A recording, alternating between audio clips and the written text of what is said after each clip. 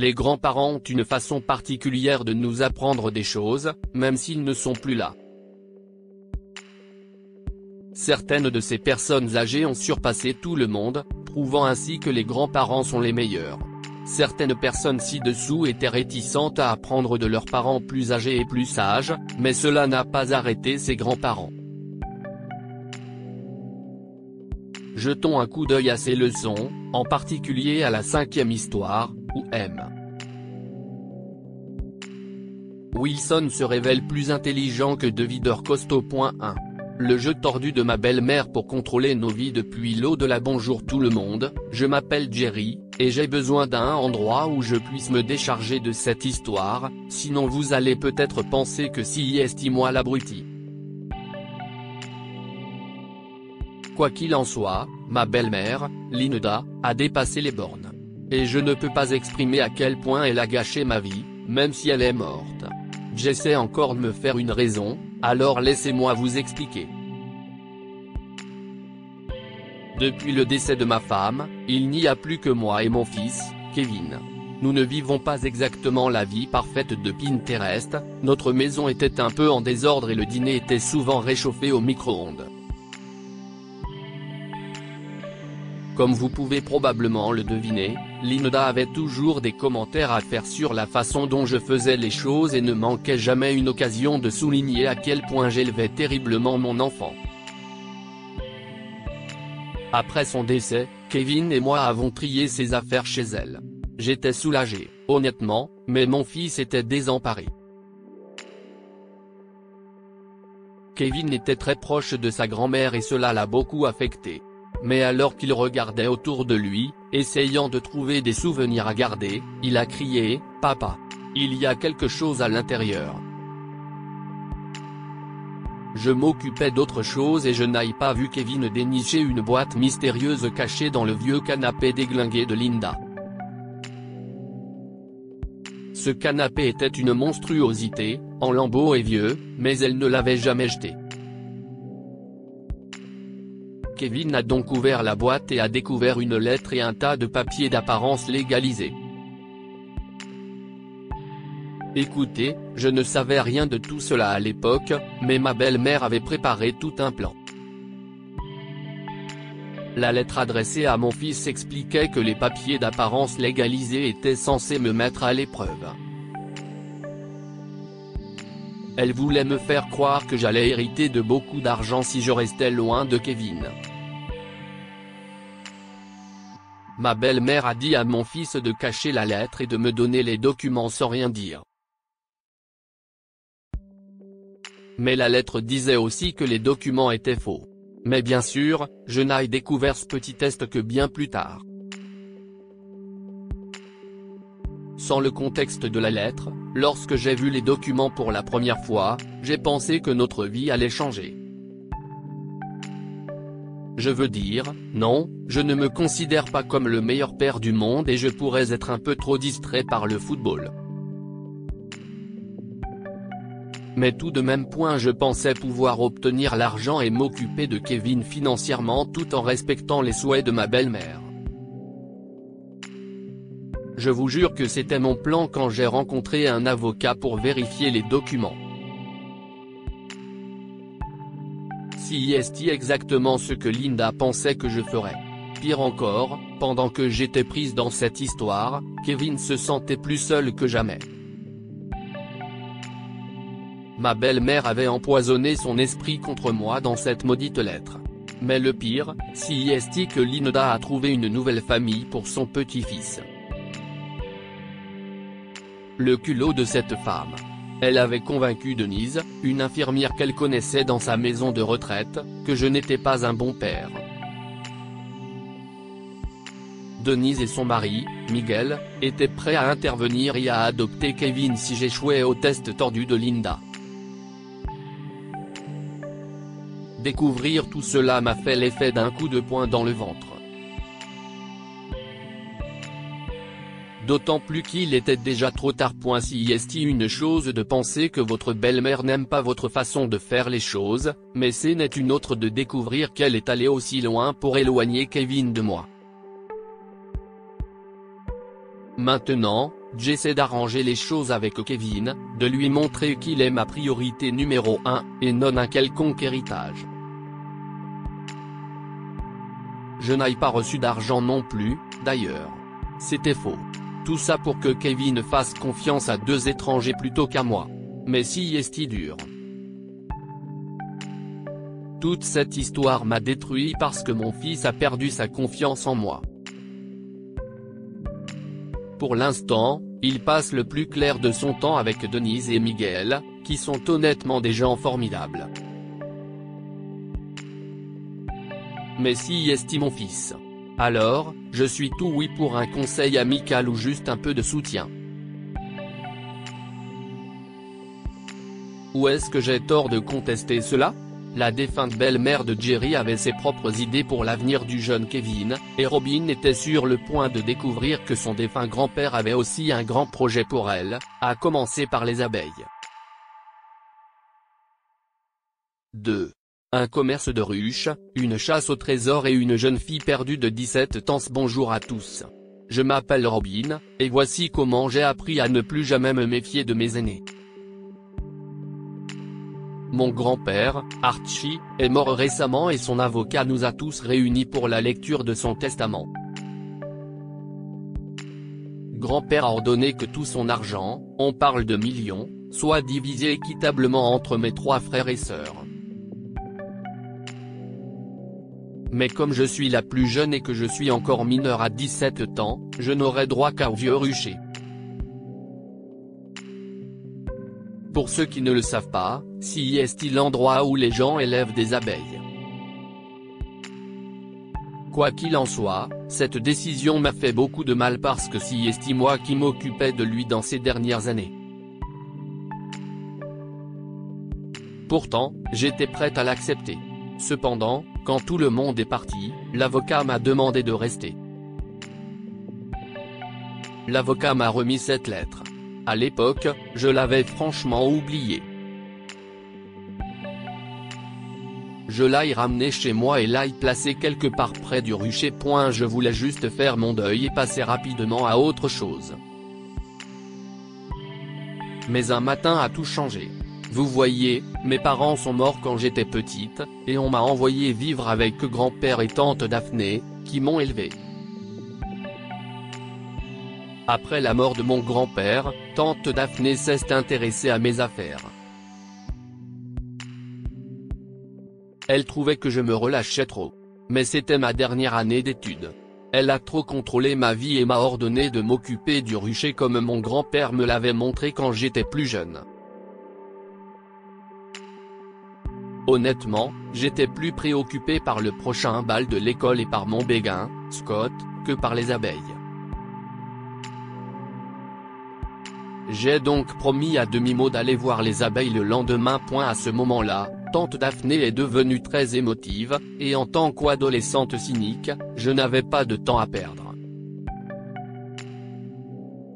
Je l'ai laissé l'air triste et je me suis précipité pour attraper le bus.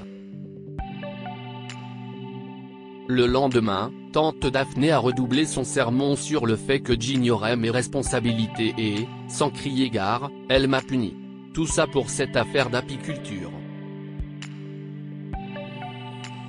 J'ai argumenté, j'ai essayé de négocier et j'ai menti en disant que j'étais allergique, mais elle m'a simplement dit de m'habiller et de faire face à la situation. Je suis donc allé m'occuper des abeilles, nerveuse parce que je ne l'avais pas fait depuis des années. Je me suis fait piquer. Mais j'ai continué et il s'est passé quelque chose d'extraordinaire. Dans le rucher, j'ai repéré la lettre de grand-père, celle que l'avocat m'avait donnée, mais l'enveloppe s'était tordue, ouvrant le couvercle. J'ai tendu la main à l'intérieur et j'ai découvert qu'il s'agissait d'une carte cachée. Mais bien plus encore. C'était un itinéraire de chasse au trésor. Je suis devenu très intéressé. J'ai laissé tomber les corvées et j'ai suivi cette carte à travers les bois, pour finir dans cette vieille cabane, comme celle dont grand-père racontait dans ses histoires. C'était surréaliste de pénétrer dans une scène de ses contes, d'avoir l'impression qu'il était avec moi, toujours heureux et plein de vie.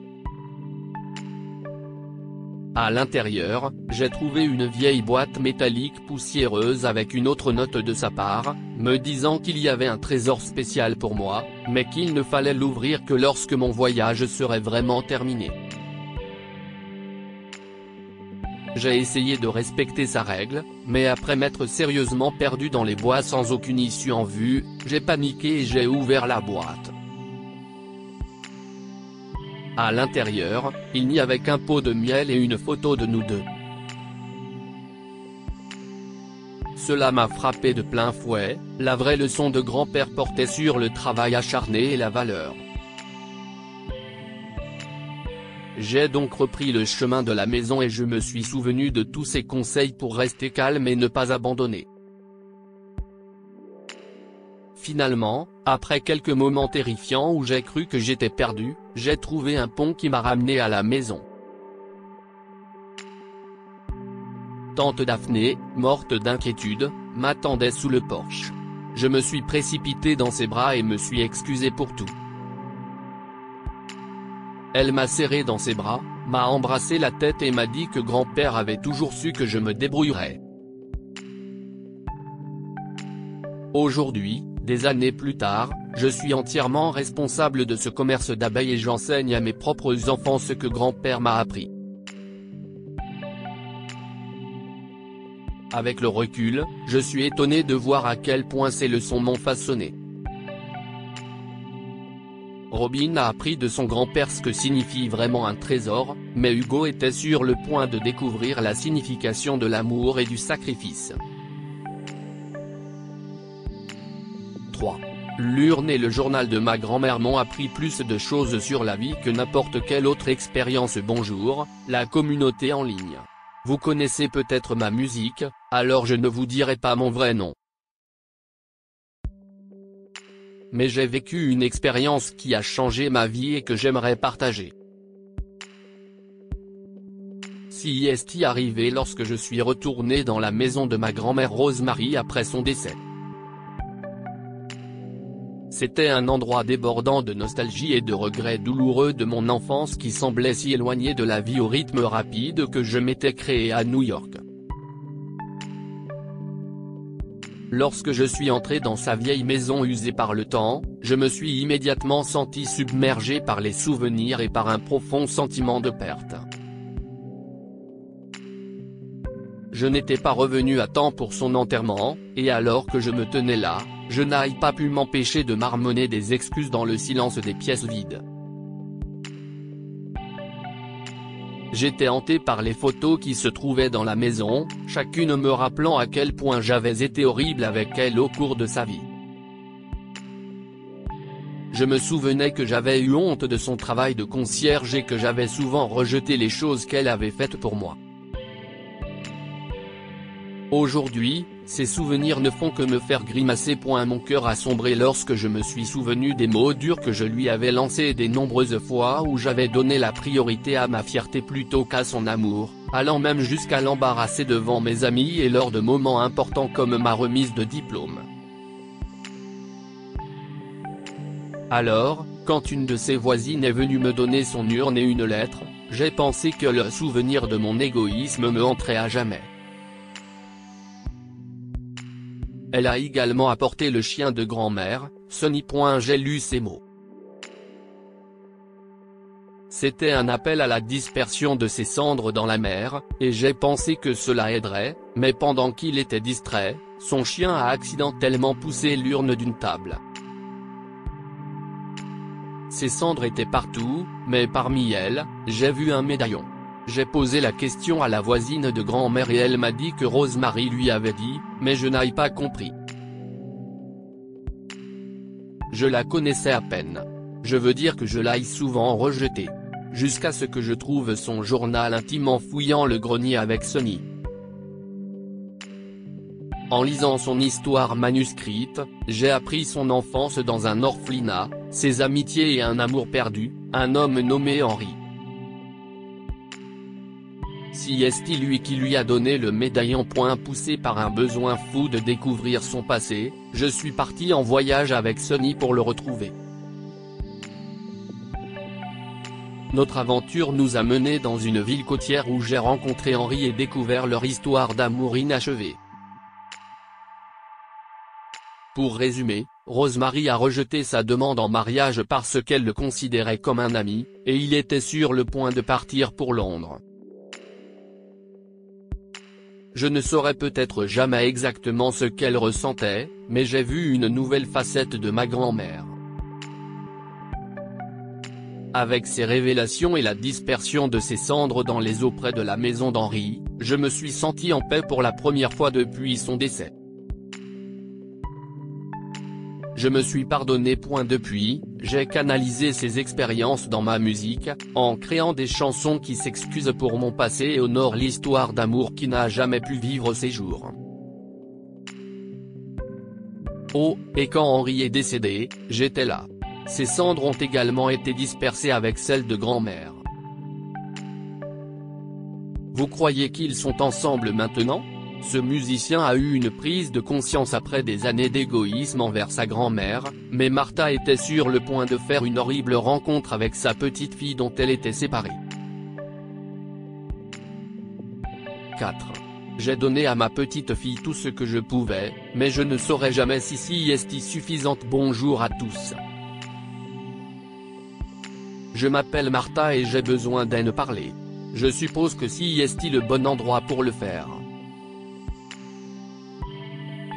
Ma petite fille, Emma, s'est mariée récemment, et même si nous sommes séparés depuis des années, je n'ai pas pu m'empêcher d'y aller. Oui, je n'étais pas invité, ce que je comprends compte tenu de notre histoire, mais manquer ce jour spécial pour elle m'a semblé être mon plus grand regret. Le mariage avait lieu dans un bel hôtel, mais je suis resté à l'extérieur, espérant l'apercevoir d'une manière ou d'une autre. Finalement, on m'a remarqué. Le directeur de l'hôtel, un homme poli, m'a demandé ce que je faisais et je l'ai supplié de me laisser entrer. Il n'a pas voulu, bien sûr. Je l'ai alors supplié de parler à Emma et de lui demander de sortir. À contre-cœur, il a accepté et est entré. Dès qu'elle est arrivée, ma mâchoire s'est décrochée. Je n'avais jamais vu une mariée aussi belle, à l'exception de son expression de colère. J'ai tout de même essayé de tirer le meilleur parti de cette situation embarrassante. Je l'ai complimenté et lui ai offert un petit cadeau de mariage que j'avais apporté. J'ai pensé qu'il était temps de se réconcilier, même si ce n'était qu'un peu. Mais sa réponse a été froide et blessante. Elle m'a demandé pourquoi j'étais là alors qu'on ne voulait manifestement pas de moi, et elle a fait remonter toutes nos vieilles blessures. Voici pourquoi nous sommes séparés. Il y a des années, son père avait besoin d'argent pour éviter la prison, et Emma m'a supplié de vendre ma boulangerie pour l'aider à payer ses dettes. Mais j'ai refusé. Je lui ai dit que c'était tout ce qui me restait après une vie de sacrifice. Elle a vu cela comme un abandon de son père de ma part, préférant l'argent à sa liberté. Mais ce n'était pas ça. Ma boulangerie n'était pas exactement une entreprise d'1 million de dollars. Je commençais à vivre juste au-dessus de la pauvreté pour la maintenir à flot. C'était censé être l'héritage d'Emma. Malheureusement, son père est mort en prison quelques mois plus tard, et Emma m'a fait porter le chapeau. Elle a juré de ne plus jamais me parler. Et jusqu'au mariage, elle ne l'avait pas fait. Alors, je lui ai donné une petite boîte à bijoux à la sortie de cet hôtel pour lui montrer que je lui offrirais le monde entier si je le pouvais. C'était une bague en émeraude que j'avais gardée pendant un certain temps. Je lui ai aussi écrit une lettre, lui expliquant pourquoi j'avais choisi de ne pas aider son père.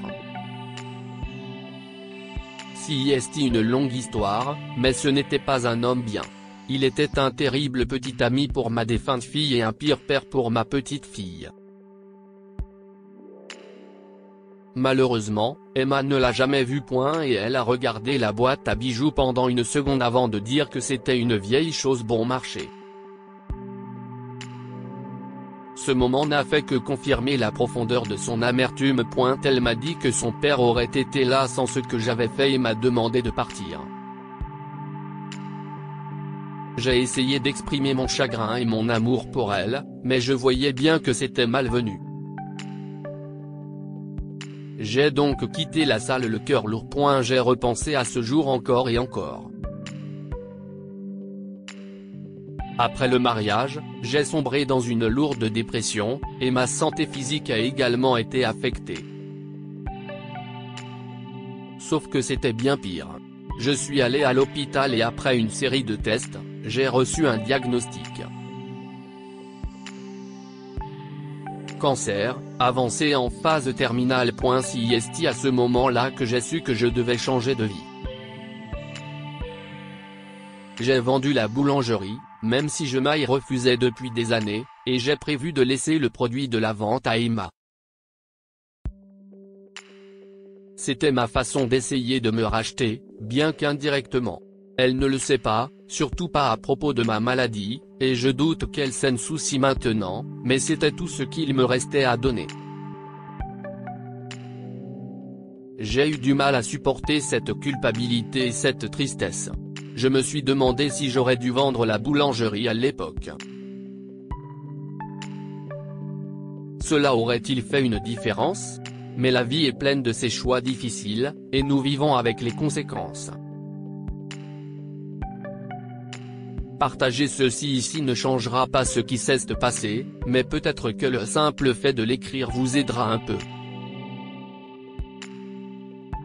J'espère que je reverrai Emma avant de partir pour de bon. Grand-mère Martha n'arrivera peut-être jamais à se réconcilier avec sa petite fille, mais aime. Wilson était sur le point de se montrer plus malin que de videur fou. 5. Je suis allé dans un club par défi et personne ne s'est rendu compte de qui j'étais. Certaines personnes m'appellent M. Wilson, et seuls les quelques amis qui me restent m'appellent Luc. Il est difficile d'atteindre mon âge, 70 ans, parce que vous ne vous attendez pas à vieillir un jour.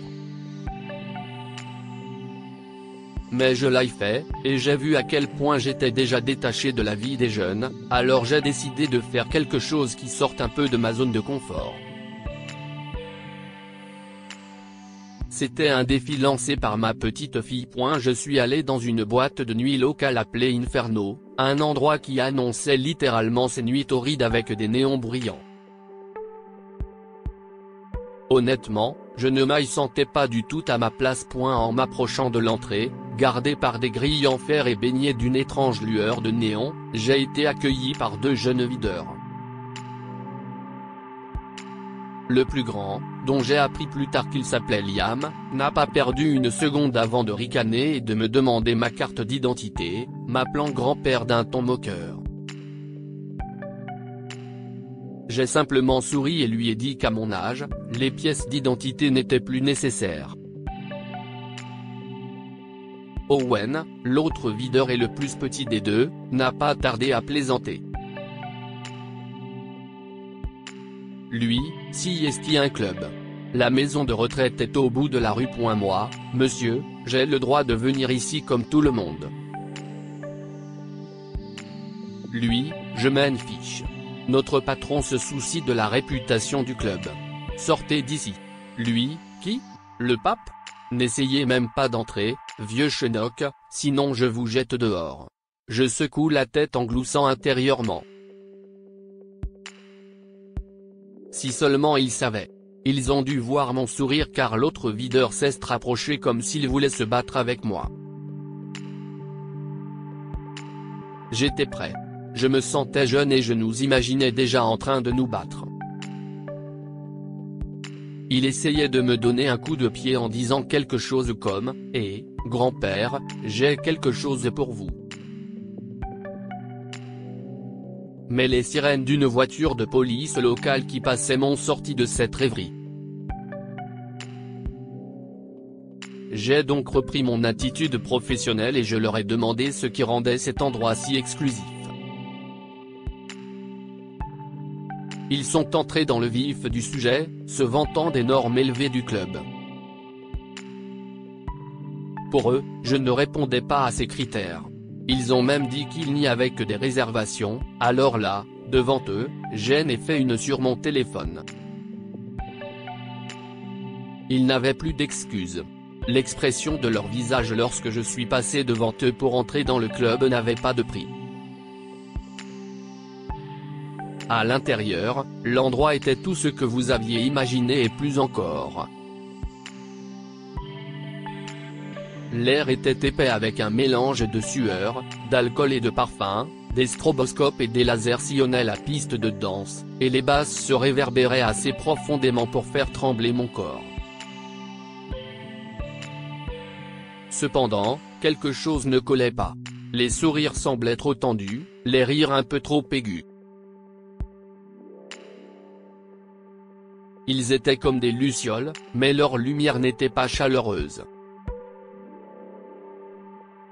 Soudain, Owen s'est approché de moi et m'a demandé avec sarcasme si j'étais perdu. Je lui ai répondu que je ne faisais qu'admirer le paysage stimulant. Je me suis dirigé vers le bar et j'ai commandé un whisky pur. Le barman a haussé un sourcil mais m'a quand même servi. Le verre à la main, j'ai porté un toast aux lucioles, espérant que ces jeunes âmes trouveraient un peu de chaleur au milieu des lumières clignotantes. Le videur s'est peut-être senti audacieux, car il s'est penché vers moi et m'a subtilement averti que je risquais de semer la zizanie sans m'en rendre compte. Owen a parlé des règles et des normes du club et a laissé entendre que des gens comme moi pouvaient perturber l'ambiance. À ce moment-là, un homme costaud nommé Lucho s'est approché en titubant, a pris le whisky de ma main et l'a englouti. Il a à peine eu le temps de sourire avant de tituber et de s'effondrer sur place. Même moi, j'étais surpris et confus. Liam m'a montré du doigt, m'accusant d'avoir une part de responsabilité dans la chute soudaine de Lucho. J'ai tenu bon.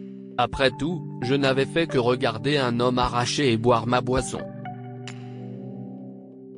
Je n'avais pas remarqué sur le moment qu'Owen avait mis quelque chose dans mon verre quand il s'est penché avant. Mais ce n'est pas très important. Au milieu du vacarme, le patron du club, Antonio, est arrivé en trombe, et il lui a fallu beaucoup de temps pour réaliser qui j'étais. En fait, ce n'est que lorsque je l'ai appelé petit-fils qu'il m'a enfin reconnu.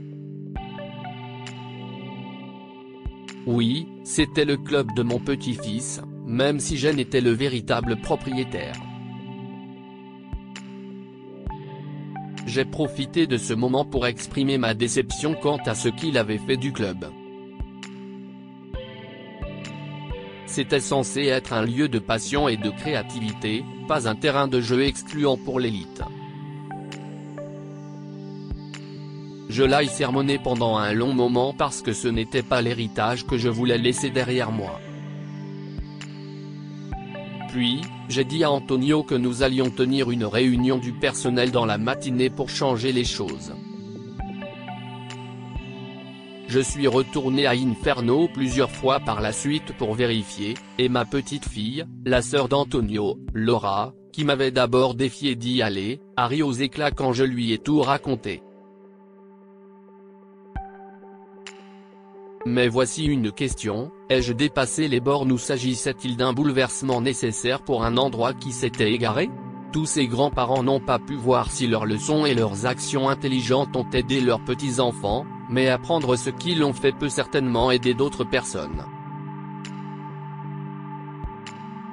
Nous sommes curieux, que pensez-vous de ces histoires? Dites-le nous dans les commentaires. Et si vous avez vous aussi une histoire folle à partager, nous serions ravis de l'entendre. Envoyez-la à info@amomama. Comme point note, ces pièces sont inspirées d'histoires tirées de la vie quotidienne de nos lecteurs et rédigées par un rédacteur professionnel. Toute ressemblance avec des noms ou des lieux réels est purement fortuite. Toutes les images ne sont utilisées qu'à des fins d'illustration.